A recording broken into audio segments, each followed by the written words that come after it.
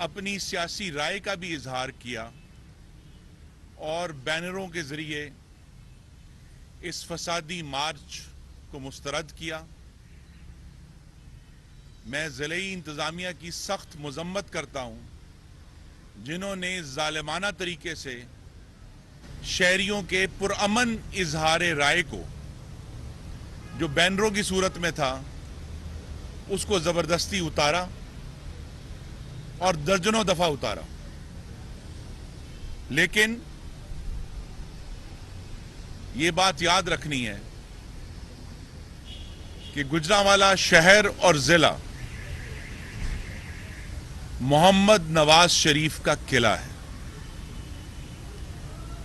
2008 میں بھی، 2013 میں بھی اور خاص طور پر 2018 میں جب مسلم لیگ نون کے لیے بدترین حالات تھے، ہمارے لیے تمام دروازے بند کر دیے گئے تھے، 2018 کے بدترین حالات میں بھی اس ضلع اور شہر کے لوگوں نے مکمل طور پر اپنی حمایت محمد نواز شریف کے قدموں میں نچھاور کی، اور اس ضلع کے تمام صوبائی اور تمام قومی اسمبلی کے اراکین الحمدللہ مسلم لیگ نون کے ہیں اور انشاءاللہ رہیں گے۔ میں گوجرانوالہ کے مزدوروں سے بھی یکجہتی کرنا چاہتا ہوں جن کی دہاڑیاں کچھ دنوں سے ماری جا رہی ہیں، ان کاروباری حضرات سے بھی ہم یکجہتی کرتے ہیں جن کا کاروبار اس فسادی مارچ کی وجہ سے متاثر ہوا ہے، اور وہ طالب علم جن کے اسکول اور کالج بند ہیں، آج تیسرا دن ہے مسلسل، ان سے بھی ہم اظہار یکجہتی کرتے ہیں کہ ان کی پڑھائی کا نقصان ہوا۔ سارا نقصان پاکستان میں ہو رہا ہے اور اس فسادی مارچ کی ساری پذیرائی ہندوستان میں ہو رہی ہے۔ یہ ہم سب کے لیے لمحہ فکریہ ہے، اور جس طریقے سے یہ مارچ رینگ رہا ہے، حقیقت یہ ہے کہ یہ اب چند فرلانگ مارچ بن گیا ہے کہ چند فرلانگ چلتے ہیں، یعنی کل جو ہے وہ آدھے شہر کا مارچ تھا اور آدھے شہر پہ آگے ختم ہو گیا، اور جو فسادیوں کا سرغنہ ہے وہ واپس چلے جاتے ہیں، اور کارکنوں کو سڑکوں پر در بدر ہونے کے لیے چھوڑ دیتے ہیں۔ ہمیں تو یوں لگ رہا ہے کہ جس رفتار سے یہ فرلانگ مارچ رینگ رہا ہے، جب تک یہ اسلام آباد پہنچے گا تو غالباً انتخابات کی تاریخ دے دی جائے گی، کیونکہ 12 اگست کو قومی اسمبلی نے اپنی مدت پوری کرنی ہے، اور انشاءاللہ اکتوبر 2023 میں عام انتخابات ہوں گے، اور یہ ساری جو ایکٹیویٹی ہے جو آپ کو نظر آ رہی ہے، یہ ہوس اقتدار کا مارچ ہے سر، کہ ایک فاشسٹ فسادی سے جب ہم نے ایک آئینی طریقہ اختیار کرتے ہوئے قومی اسمبلی میں عدم اعتماد کے ذریعے اقتدار اس سے لے لیا ہے، تو وہ فاشسٹ فسادی پھڑ پھڑا رہا ہے، اور اس پھڑ پھڑانے میں پاکستان کے سیاسی اور معاشی استحکام کو داؤ پر لگا دیا ہے۔ یہ کوئی حادثہ نہیں ہے کہ 2014 میں چائنا کے صدر نے اسلام آباد آنا ہو تو یہ فسادی اسلام آباد میں دھرنا دے دیں۔ آج جب وزیر اعظم شہباز شریف اسی چین کے صدر سے جس نے اسلام آباد آنا تھا، آج انہوں نے ملاقات کی ہے، تو جب پاکستان کا منتخب وزیر اعظم چین کے صدر سے ملاقات کر رہا ہے، یہ فسادی پھر سڑکیں روک کر بیٹھا ہوا ہے۔ تو ہم نے تو اپنا ترقی کا کام جاری رکھنا ہے، اور گوجرانوالہ کے شہری انہیں یاد کرانے کی ضرورت نہیں ہے کہ جب سے یہ فسادی حکومت آئی ہے گجرانوالہ کے ہسپتال بدحال ہیں، گجرانوالہ کے اسکول لاوارث ہیں، گجرانوالہ کی سڑکیں تباہ حال ہیں، ضلع اور شہر میں ترقی کا عمل 4 سال سے رکا ہوا ہے۔ تو اگر یہ ہوس اقتدار مارچ جو کہ اب قاتل مارچ بن چکا ہے، آج صبح ایک اور کارکن جو ٹرک سے گرا تھا وہ وفات پا گیا۔ اس سے پہلے آپ کو معلوم ہے کہ خاتون صحافی صدم نعیم عمران خان کے کنٹینر کے ٹائروں تلے آ کر کچلی گئی ہیں، اور یہ بھی کارکنوں کا قتل بھی اس فسادی لیڈر کا ریکارڈ ہے۔ ملتان میں آپ کو یاد ہوگا گرمی سے بدحال درجنوں کارکن ہلاک ہوئے، سٹیج کی کارروائی 1 منٹ کے لیے بھی روکی نہیں گئی، اور اب جبکہ آنے والے دنوں میں یہ اسلام آباد کے قریب جا رہے ہیں، تو میں صراحت سے یہ کہنا چاہتا ہوں کہ اسلام آباد کے شہریوں کی جان، مال، اولاد اور کاروبار کی حفاظت وفاقی حکومت کی ذمہ داری۔ اسلام آباد میں موجود سفارت خانوں کی حفاظت کی ذمہ داری وفاقی حکومت کی ہے۔ اسلام آباد میں آئینی اداروں کے جو مراکز ہیں ان کی حفاظت وفاقی حکومت کی ذمہ داری ہے۔ تو اگر تو یہ رینگتے ہوئے اسلام آباد پہنچ کر امن سے بیٹھتے ہیں، ہم پر جتنی مرضی تنقید کریں، لیکن اگر امن قائم رہتا ہے تو آ جائیں، لیکن یہ امن قائم کرنے آئے نہیں ہیں۔ یہ ہم سب کے لیے پریشانی اور فکر کی بات ہونی چاہیے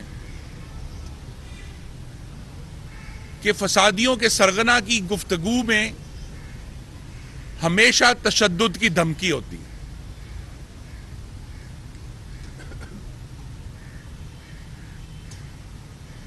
دو زبانی ہے، ایک طرف کہتے ہیں کہ پرامن رہیں گے، دوسری طرف ان کے لوگ کہتے ہیں بندوقیں اکٹھی کرو، تیاری کرو، اور تشدد سے ہم پہلے بھی نمٹے ہیں۔ میں آپ کے توسط سے یاد کرانا چاہتا ہوں کہ 2016 میں بھی آرمی چیف کی تقرری سے 4 ہفتے پہلے خیبر پختونخوا حکومت کی پولیس کو استعمال کرتے ہوئے یہی فسادی ٹولہ اسلام آباد پر حملہ آور ہوا تھا 30 اور 31 اکتوبر کو، اور اٹک کے پل پر ایک باقاعدہ گھمسان کا رن پڑا تھا۔ یہ اس فسادی جماعت کا ریکارڈ ہے۔ اس فسادی جماعت کا ریکارڈ ہے کہ 2014 میں ان کے کارکنوں نے ڈنڈے لے کر پاکستان ٹیلی ویژن پر قبضہ کیا تھا۔ ان کا ریکارڈ ہے کہ اس فسادی جماعت کے لوگوں نے درجنوں اسلام آباد پولیس کے افسروں اور اہلکاروں کی ہڈیاں توڑی تھیں، ان کو زد و کوب کیا تھا۔ یہ اس فسادی جماعت کا ریکارڈ ہے کہ انہوں نے بلڈوزر لے کر پارلیمان کا جنگلہ گرایا تھا۔ تو وہ لوگ جو اسلام آباد پر حملہ آور چاہے اٹک پل سے ہوئے یا ڈی چوک میں ہوئے، یہ ان کا ریکارڈ ہے۔ عمران خان کا ریکارڈ تشدد کا ریکارڈ ہے، لیکن وفاقی حکومت پرعزم ہے ہماری تیاری ہے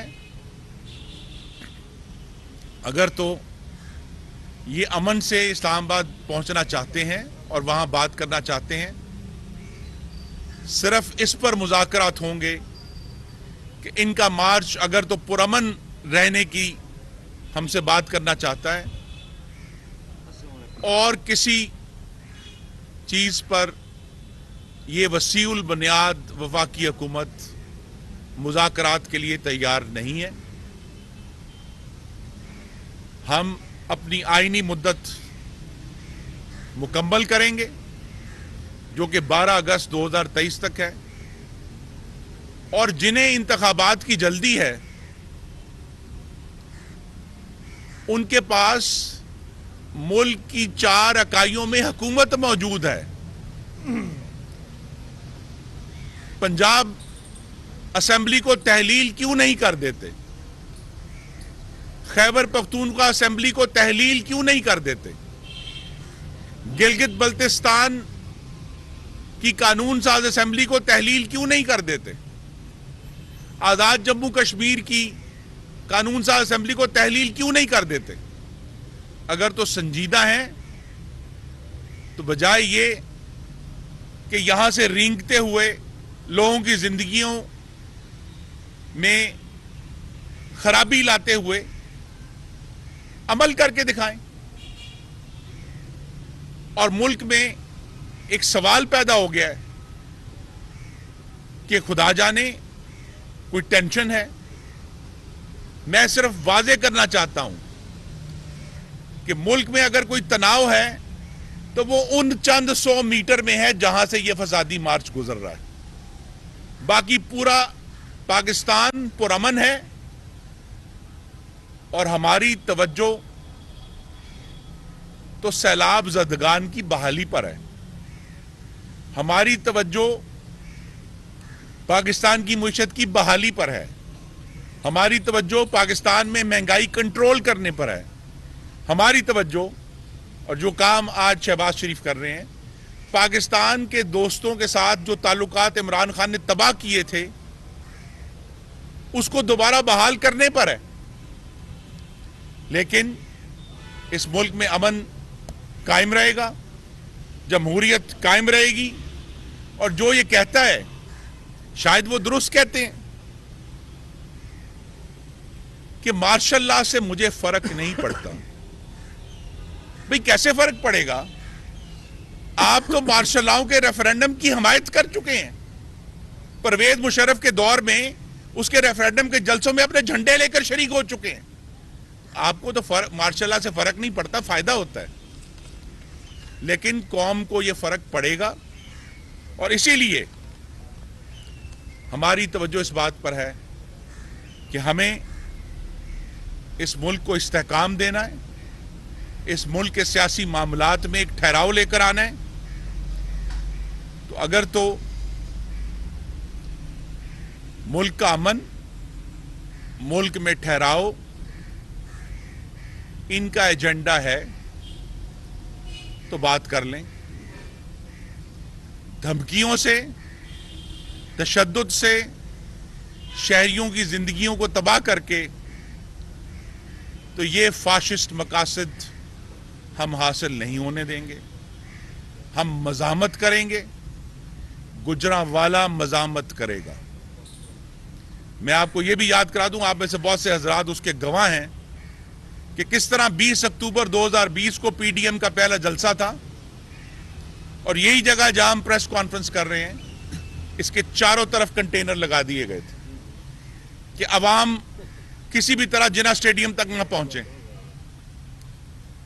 لیکن اللہ تعالیٰ کے کرم سے گجرانوالا کے شہری بہادر ہیں، ہمتی ہیں، غیرت والے ہیں۔ شہریوں نے اپنی طاقت سے یہ کنٹینر اٹھا کر پھینک دیے اور ایک فقید المثال جلسہ جمہوریت کے لیے کیا۔ یہ وہی پی ڈی ایم ہے جو آج اللہ تعالیٰ کے کرم سے حکومت میں ہے اور پاکستان کے عوام کی خدمت کر رہی ہے۔ یہ فسادی اور فاشسٹ چیلنج جو کہ اب ایک فرلانگ مارچ تک محدود ہو گیا ہے، یہ اپنے کام جاری رکھیں. ان کا کام دیا بجھانا ہے, ہمارا کام دیا جلانا ہے, وہ ہم جاری رکھے ہوئے ہیں. بہت شکریہ. صاحب نے آپ کی گرفتاری کا مطالبہ کر دیا کہ آپ نے بینر لگائے تھے جو کل آپ نے رات کو پروگرام میں اعتراف کیا ہے, اس پہ آپ کو کیا کہتے ہیں؟ پنجاب حکومت سے آپ کی گرفتاری کا مطالبہ. فواد چودھری نے ادھر پریس کانفرنس کی ہے, اس میں پریس کانفرنس میں کہا کہ غلام دستگیر خان صاحب کو گرفتار کیا جائے. ابھی پریس کانفرنس چل رہی ہے کیونکہ انہوں نے گجرانوالہ میں بینر لگا کر اشارہ انگیزی پھیلانے کی کوشش کی ہے. تو اس بارے میں سر آپ کا موقف کیا ہے؟ میرا موقف یہ ہے, اگرچہ بینر لگوانے سے میرا کوئی تعلق نہیں تھا, لیکن بینر پر جو تحریر تھی میں بول دیتا ہوں. میرا چیلنج ہے, گھڑی چور نامنظور, توشہ خانہ چور نامنظور. نہ صرف بینر ہے, میں نے اپنی زبان سے بول دیا. تو جس میں ہمت ہے آ جائیں. یہ کمال کرتے ہیں. یہ جس اظہار رائے, یہ بات بڑی اہم ہے, اظہار رائے کی آزادی صرف عمران خان کو حاصل نہیں ہے, گجرانوالہ کے شہریوں کو بھی حاصل ہے. وہ بھی بینر لگا سکتے ہیں, وہ بھی چور کو چور کہہ سکتے ہیں. تو چور کو چور کہنا اظہار رائے کی آزادی ہے. جو آئین جس کا احترام کرتے ہوئے ہم ان کو اجازت دے رہے ہیں کہ یہ ہر قسم کی لغو گفتگو کریں, وہی آئین ہمیں بھی اس شہر کے رہنے والوں کو بھی اجازت دیتا ہے کہ وہ یہ بینر لگائیں کہ گھڑی چور نامنظور ہے, توشہ خانہ کا چور نامنظور ہے, 52 ارب کے برطانوی پیسے کا چور نامنظور ہے اور رہے گا. بینرز کا اعتراف آپ کر رہے ہیں یا جی نہیں, میں بینرز انہوں نے اپنے ویڈیو بیان میں کہا کہ ہم نے لگوایا بینر, رات کو آپ نے بھی کہا ہے. یہ معاملہ کلیئر ہو جانا چاہیے. تردید ہے. میں صرف وضاحت سے کہنا چاہتا ہوں کہ میرا بینر لگوانے سے کوئی تعلق نہیں ہے, لیکن جو بات ابھی میں نے کی ہے میں اس پر کھڑا ہوں اور پھر دہرا دیتا ہوں. گھڑی چور نامنظور, توشہ خانہ چور نامنظور, 56 ارب کے برطانوی پیسے کا چور نامنظور.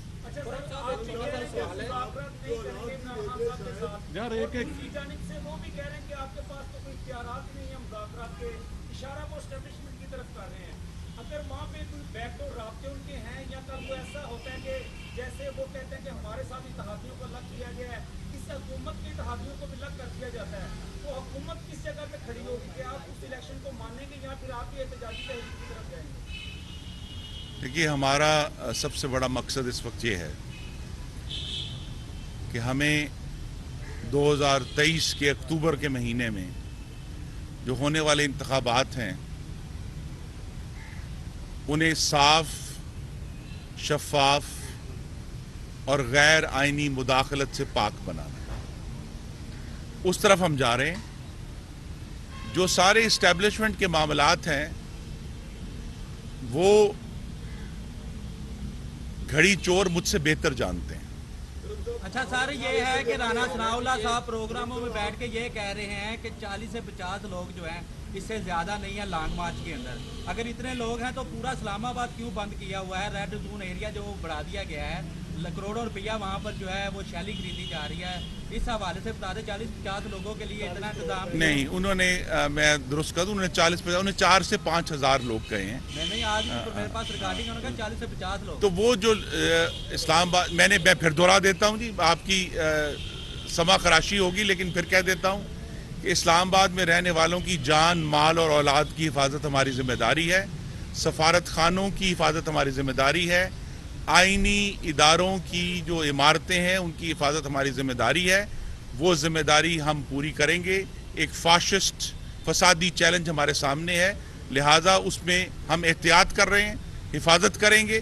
اور انشاءاللہ میں پھر کہہ دیتا ہوں, اگر یہ پرامن طریقے سے وہاں جانا چاہتے ہیں اور تشدد کی دھمکیاں دینا بند کر دیں تو آ کر بیٹھیں, 126 کی بجائے 252 دن بیٹھیں. لیکن ایشو یہ نہیں ہے. ایشو یہی ہے کہ جب بھی یہ بات کرتے ہیں اس کے نیچے ایک تشدد کی دھمکی ہوتی ہے جس کے لیے ہم یہ تیاری کر رہے ہیں. پہلا مارچ ہے جو 4 گھنٹے چلتا ہے اور 10 منٹ چلتا ہے, اس کی وجوہات آپ کی نظر میں کیا ہے؟ کیا آپ یہ سمجھتے ہیں لوگ کم ہیں؟ بعض صاحب کا دعویٰ ہے کہ لوگ اتنے زیادہ ہم نہیں چل پاتے.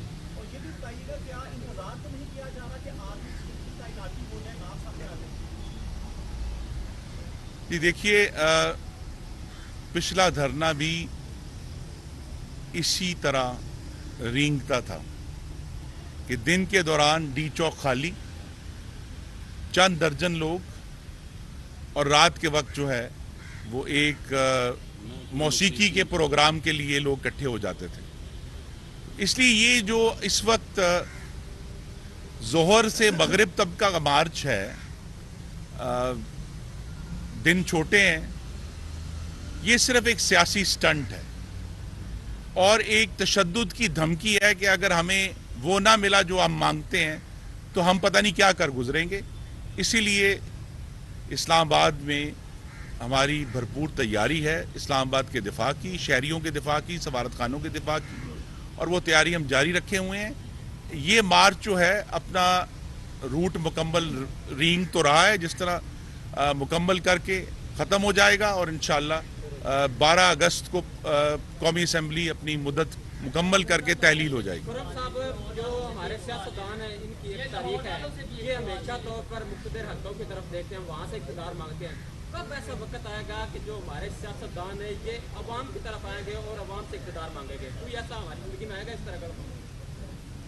जी, ये वक्त 2013 में भी आया था और अवाम ने अपना फैसला दिया था। 2018 में अवाम के फैसले को बैलेट बक्स पर चोरी कर लिया गया। 2023 में हम ये नहीं होने देंगे और ये हमारा अज़म है। और इसीलिए ये एक आपने जो इस साल हुकूमत की तब्दीली देखी है, असल में ये एक सिग्नल है कि इलेक्शन चोरी करके नाहक तरीके से जो सिलेक्टेड लोगों को लाया जाता है, वो तजर्बा अब वाज़े तौर पर, तारीखी तौर पर हमारी आंखों के सामने नाकाम हो गया है। तो लिहाजा जब ये जो टेस्ट ट्यूब हुकूमतें आई 2018 वाली, वो टेस्ट ट्यूब अब टूट गई है और अब जो है इसीलिए दोबारा एक ही जगह है जिसकी तरफ रुजू करना है, रब ताला की ज़ात की तरफ और पाकिस्तान के अवाम की तरफ।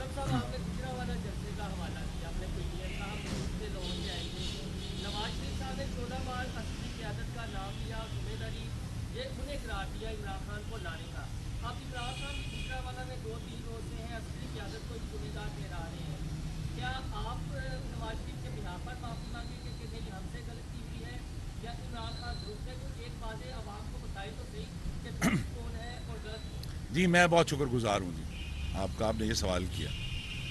मोहम्मद नवाज शरीफ की गुजरांवाला में जो 20 अक्टूबर की तारीखी तकरीर थी और उसके बाद जो हमारी गुफ्तगू है,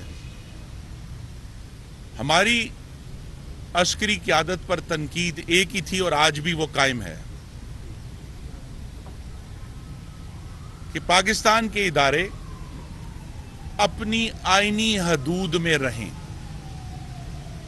और आईनी हदूद से तजावज करके सियासत के अंदर मुदाखलत ना करें। ये हमारी तनकीद है और हमें तो मेरी बात मुकम्मल, ये बड़ी अहम बात है और मुझे खुशी है कि जो हमारा मुतालबा था वो अब आप एक दफ़ा नहीं 12 अस्करी क़यादत से सुन चुके हैं। उन्होंने कहा है, अभी पिछले जुमेरात को जो प्रेस कॉन्फ्रेंस उसमें भी कहा कि अब अफवाज पाकिस्तान अपने आईनी रोल तक महदूद हैं और वो सियासत में मुदाखलत नहीं करेंगे। ये हमारी कामयाबी है। इमरान खान क्या कह रहे हैं? इमरान खान का मुतालबा ये है कि अफवाज पाकिस्तान अपने आईनी हदूद को रोंदते हुए एक दफा फिर हमें पकड़ लें, हमें जेलों में डालें और इक्तदार इमरान खान के हवाले कर दें। इमरान खान आइन तोड़ने की दावत दे रहे हैं, हम आइन पर अमलदारी की दावत दे रहे हैं और ये मेरा यकीन है कि चाहे मुश्किलात जितनी भी आए, इंशाअल्लाह फतह आईन पाकिस्तान की हो। आईएसआई की प्रेस कॉन्फ्रेंस क्या आईनी हदूद से तजावुज़ की कसम दे के पहली दफा पाकिस्तान की हिस्ट्री में ऐसा हुआ कि डीजी आईएसआई ने